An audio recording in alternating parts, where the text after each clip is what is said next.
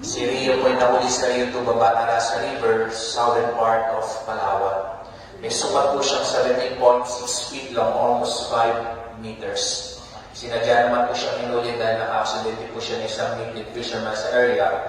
And it was confirmed, nilunok niya po yung right leg ng kanyang victim. But sadly, 5 months in captivity, namatay po si Rio because of internal bleeding and stress-related issue.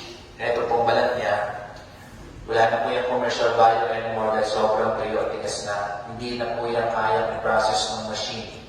So usually po, yung ginagawa pong mga bags, boots, wallets, crocodile meat, like yung sisig, tapa, lechon, crocodile barbecue, meron din pong crocodile ice cream.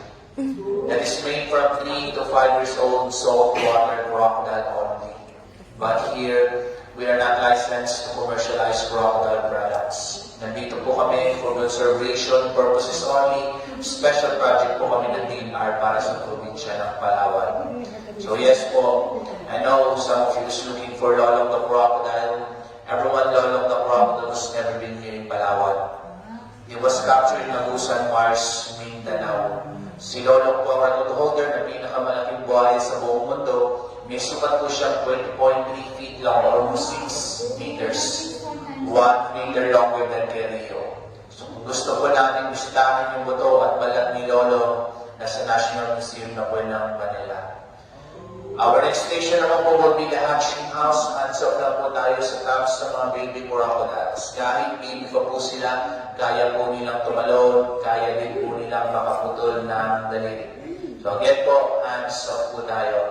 Pwede po kayo kumuha ng pictures and dito sa loob. Paki-turn off na po yung flash ng camera para po ma-minimize na yung stress ng mga baby crocodiles. Pagkakit naman po natin sa malalaking fence, kukulungan po ng malalaking buhaya. May makikita po kayo same size na Rio. Buhay na buhay pa. Ingatan lang po natin yung mga importanteng gamit na hindi malalaglag. Mas malalaglag po yan, for example, your phones, hindi ko na po yan maipabalik sa inyo. Okay? So alright, everyone, dito na po tayo. Let's go na po sa mga live crocodiles.